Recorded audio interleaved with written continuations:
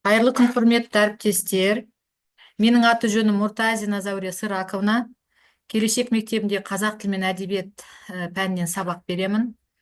Авторлық бағдарламамның тақырыбы қазіргі таңдағы жас ақын шығармаларының өскелең ұрпаққа берер өнегесі деп аталады. Бағдарламаның мақсаты екінші слайд.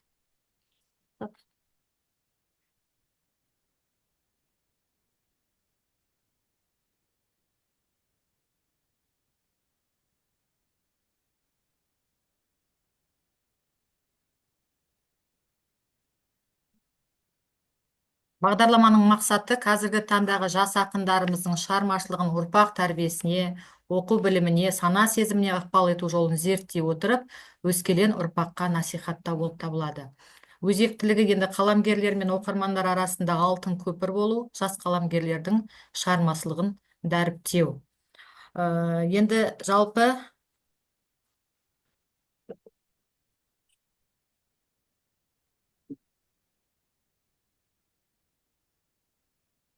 үшінші слайдқа көшсек. Жалпы бұл тақырыпты 2 жылдан бері зерделеп, авторлық бағдарлама қылып шығардым. 2024 жылдың 27 тамыздағы сараптамалық кеңестің шешім бойынша номер 6 хаттама негізінде куәлік алған болатынмын.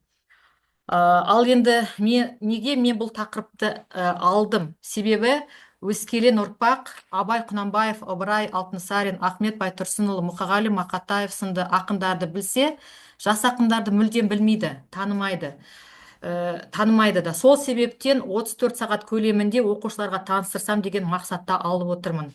Бұл бағдарлама 7-ші сыныпқа арналған. Келесі слайд. Енді жас ақындарға тоқталмас бұрын, ол ақынымыз Абай Құнанбайұлы жайлы бірер сөз қозғасам. Абай Құнанбаев ұлы ақын, жазба әдебиет негізін қалаған ойшыл. Ақынның шығармалары мен қара сөздері педагогикалық ой пікірге, тәлім тәрбиеге, даналыққа толы. Оның әрбір өлеңі балаға жан-жақты тәрбие беруді ойластырады. Абай Құнанбайұлының өлеңдері балаларды ғылым білім үйренуге шақырып, адам бойына кездесетін жақсы жаман қасиеттердің жігін түсінуге жетелейді. Адамның өсіп жетілуіндегі тәрбиесінде де ерекше мән берген ақын. Әрине бұл кісілер бізге таптырмас мол мұра қалдырды. Енді сіздерге қазіргі таңдағы жас ақындардың шығармаларының өскелең ұрпаққа берер өнегесі туралы авторлық бағдарламамды таныстыруға көшейін. Бұл тақырып әрине өте маңызды, өйткені жас ақындардың поэзиясы қазіргі қоғамның жастардың рухани болмысын, дүние танымын қалыптастыруда үлкен роль атқарады. Менің авторлық бағдарламам оқушыларға жас ақындардың шеберлігін ұсыну, олардың дарыны мен тіл байлығын ашу. Жалпы мен бағдарламаға бірнеше ақынды қостым, бірақ 2 ақынға тоқталғым келіп отыр. Біріншісі Ақберен Елгезек. Поэзия әлемінде өлеңнің ерекше үлгісін жасаған заманауи ақын деп айталамыз. Дарын және серпер мемлекеттік жастар наградаларының иегері, бірнеше кітаптар мен орасан зор өлеңдердің авторы болып табылады. Тыныштықбек Әбдікәкімов Ақберенге арнаған мақаласында оны жымиып күлетін қайғы деп атады. Қайғы күлмейтіні бәріне түсінікті. Тіпті адамға да қайғы әкелген кезде күлу қиын әрине. Сонымен бірінші ақын екіншісі туралы не айтқысы келді? Менің жұмысым көзіммен бір кітабы жылап отыр, сондай оның күлкісі. Сіз бұл суретті елестеткендей, адам көздерін жұмып жылайды, бірақ бұл оның күлкісі екені белгілі болды.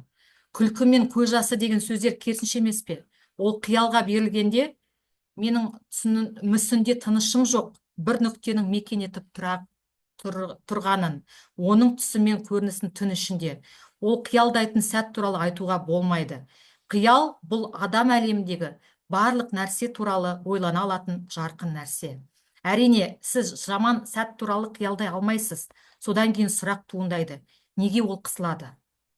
Бұл сол өлеңдерден мысалдар келтірдік қой. Бұл Ақбереннің контраст ақын екен дәлелдейді. Халық айтқандай ақындар туылмайды, олар болады.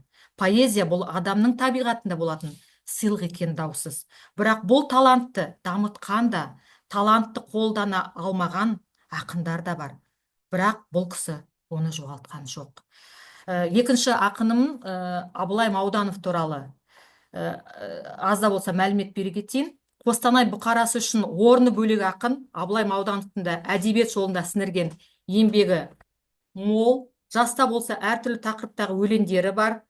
Олар патриотизм, туған жер, табиғат лирикасы және тағы басқа тақырыпта жазған бұл Абылай Мауданов.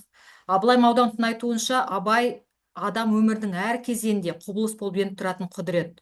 Оның да қанжығасында Абайдың табиғат лирикасына келетін қара өлеңдер топтамасы бар. Топтамасы келесі слайд. Болды. Қабағында сұр белдің бүгін кірбің, тобылғының түнерген сырын білгін. Жылытуға әлемді әлі жетпей сығырайып тұраны бұлыңғыр күн. Тақырыптың талайын жыр еткен ақын өмір мен махаббат сатиранда айналып өтпеген. Оның менің кеудем махаббаттың моласы, мен саған наразымын толқын жылдар, сезімім жайып сиқырлы гүлін, аты кто, атың шықса қора өрте, қызыл аққу, футболшының күнделігінен сынды әзіл мен сезімге толы өлеңдері де бар. Менің кеудем махаббаттың моласы, молаларда түнде жанар шырақ бар. Ізгілікке сусап жүрсең жол ашық, іздеп келде ағыл тегіл сырақтар. Өмір жолы даңғыл емес, өмір сыннан сүрінбей өту әр адамзаттың парызы. Әрбір адам аңсаған арманы жету үшін өмір бойы күреседі, талаптанады, талпынады. Өмірдің бір кірпіші болып қалануға да ынта жігерін салады. Ақынымыз жас болса да, өзінен кішілермен өмірден алған тәжірибелермен өлеңдер арқылы бөліседі. Жастарға дұрыс пен бұрысты, өмірдің қилы сәттерін ажыратып көрсете білген автордың өмірі жайлы жазған өлеңдерінен бір қорытындыға келуге болады. Тағдырыңа жазғанын қашып кету мүмкін емес. Яғни жазмыштан озымыш жоқ дейді. Қазіргі жас ақындардың шығармашылығын талдай келе, біз олардың поэзиясының басты ерекшеліктерін байқай аламыз. Жас ақындар өз шығармаларында қоғамның өзекті мәселелерін, жастардың болашағына қатысты ойларын, ұлттық құндылықтарды сақтауға бағытталған идеяларды көбірек көтереді. Жас ақындар өз шығармаларында қазақ халқының тарихы, мәдениеті мен дәстүрлері жайлы жырлап, жастарға өз ұлтын, тілін құрметтеу қажеттілігін түсіндіреді. Жас ақындар өз шығармаларында рухани тақырыптарды көбірек қозғайды. Бұл жастарды терең ойлауға, өмірді мәнді әрі толыққанды түсінуге шақырады. Олар өлеңдерінде әлеуметтік әділетсіздік, экологиялық проблемалар, жастардың болашағы туралы мәселені жиі қозғап, жастарға дұрыс өмір сүрудің, қоғамға пайдалы болудың маңыздылығын жеткізеді. Ақындар өз шығармаларында ізгілік, жақсы мен жаман, махаббат пен адалдық жайлы сөз қозғайды. Бұл жастарды өзін өзі тануға, моральдық құндылықтарды бағалауға, өз жолдарын табуға көмектеседі. Тағы да бір жас ақындардың шығармаларының тағы да бір маңызды тұсы болады. Олардың тілінің қарапайым әрі түсінікті болуы. Бұл жастарға поэзияны жеңіл қабылдауға, өлеңнің терең мағынасына бойлауға мүмкіндік береді. Олар өлең арқылы үлкендердің қоғамға қатысты ойларын, мұң мұқтажын жастардың жүрегіне жеткізеді. Қорытындылай келе, қазіргі ақындардың шығармалары сапасын жоғалта қойған жоқ деп ойлаймын. Тек бүгінгі күні интернет пен өзге де желілер дамуы бұрынғы поэзиямыздан да асып кетті. Ақынның әрбірі дара деп айта аламыз. Алайда біздің өкінішімізге орай, оларды тыңдап жатқан жастар түгілі үлкендердің қарасы аздығы. Әрине ол өте өкінішті. Қазіргі жас ақындардың шығармалары өскелең ұрпаққа тек әдеби білім ғана емес, сонымен қатар адамгершілік, рухани құндылықтар, өмір тәжірибе береді. Олардың өлеңдері жастардың дүниетанымын қалыптастырып, оларды өз жолдарын табуға, қоғамға пайдалы азамат болуға шақырады дегім келеді. Осы авторлық бағдарламаның жаңағы басты мақсатын орындасам, әрине мен өте бақытты боламын. Балаларға осындай білімді жеткізсем, өте керемет болар еді. Сондықтан бүгінгі авторлық бағдарламаның тәжірибе таратуымды осымен аяқтаймын. Сіздерге назар аударғандарыңыз үшін алғыс айтамын. Енді өздеріңіздің жаңағы маған қояр сұрақтарыңыз болса, пікірлеріңіз болса, жазып кетсеңіздер, айтып кетсеңіздер.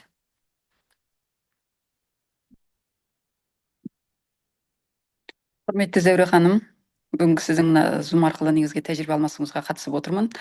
Қоғамдағы ең өзекті тақырыпты қозғадыңыз, себебі ол көбінесе бұрынғы ақындарды біліп жатқанымызбен, дәл қазіргі замандағы, бүгінгі заманның тынысын білдіріп жатқан ақындардан, жазушылардан көбіміз кенде қалып жатамыз. Оны жас ұрпақтың көкірегіне құю, оны жеткізу үшін қазақ тілі мен әдебиеті мұғалімдерінің алар орны ерекше. Сондықтан да сіздің бүгінгі күннің бүкіл қоғамның жүгін арқалаудың алдындағы тұрған міндетіңізді осылай атқарып жатқаныңызға және сол үшін қадам жасап, жастардың, жас ақындардың дәл бүгінгі қазақ ұрпақтарына сіңу үшін осы бір жобаны қолға алғаныңызға өте бір қуанышты болып отырмын. Сәттілік тілеймін. Осы бір жобаңыз жақсылықпен іске асып, 7-ші сыныптың оқушыларына қазақтың рухын сіңіретін қазақтың мықты ақындарының өлеңдерін құйып өтіңіз, сіңіріп өтіңіз. Содан түлеген ұрпақтар биікке жетсін тілеймін. Өте тамаша, сәтті қорғадыңыз. Рахмет. Өте тамаша Рахмет. жоба екен. Рахмет сізге. Тағы да пікір, сұрақ, комментарий жазып кетіңіздер.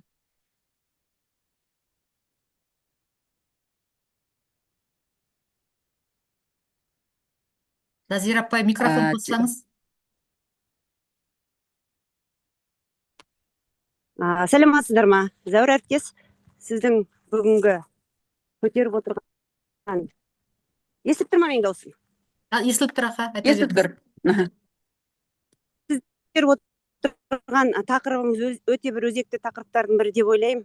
Себебі ұлы ақын жазушыларды біз барлық жерден білеміз, жаңағы ғаламтордан да, тарихтан да оқытамыз балаларымызға. Ал енді жас танымал емес ақын жазушылардың шығармаларын талдап осындай бағдарлама жазғаныңыз өте әсерлі болды деп ойлаймын. Сондықтан келешекте бұл бағдарламаның жаңағы ары қаратай орындалуы, ары қаратай басқа мектептерде де, басқа жерлерде де, басқа аудан қалаларда да жалғасын табады деген ойдамын. Сәттілік тілеймін сізге, шығармашылық өте жақсы, маған ұнады авторлық бағдарламаңыз. Рахмет. Тағы да бар ма? Рахмет, Маржан Шыналиева. Негізі қазақта бір сөз бар ғой, өлең де өлең, өмір де өлең дейді. Сол бір өлең деген ол ғажап құбылыс, Құдайдан берілген. Сол бір өнерлерін қазақтың ғұмырына арнап жүрген, мына қоғамға арнап жүрген қазақтың қазіргі ақындары өте мықты. Соны жеткізу үшін осындай бір талпыныс білдіріп жатыр деген ол тіпті де ғажап дүние. Енді сол бір үлкен бір жетістіктеріңізді кейін бізбен бөлісіп жатсаңыз тіпті жақсы болар еді. Қазіргі оқушылар сол кісілерді оқыса, үйренсе, сіңірсе, жаттаса, кейінгі ұрпақтарға, балаларына айтып отырса, содан тәлім алса, өнеге алса, бойларына сіңіріп өтсе, енді ол бүкіл қазақ қоғам үшін үлкен пайда болар еді. Бұл жөнінде кез келген қазақ тілі мен қазақ әдебиетінен сабақ беріп жүрген мұғалімдарға үлкен ауыр жүк. Сол жүкті арқалағаныңыз енді ғажап. Рахмет. Сәттілік тілеймін. Аман жүріңіз. Тағы бар ма? Ойымызды жеткізіп айтам дейтіндер. Жақсы, онда әріптестер. Көңіл қойып, жаңағы уақыттарыңызды бөліп, менің тәжірибемді алғандарыңыз үшін көп рахмет айтам. Алғысым шексіз сіздерге. Сау болыңыз. Өзіңізге де Аяқтай сәттілік берейін ба? тілейміз. Сау болыңыз, рахмет. Рахмет сіздерге көп.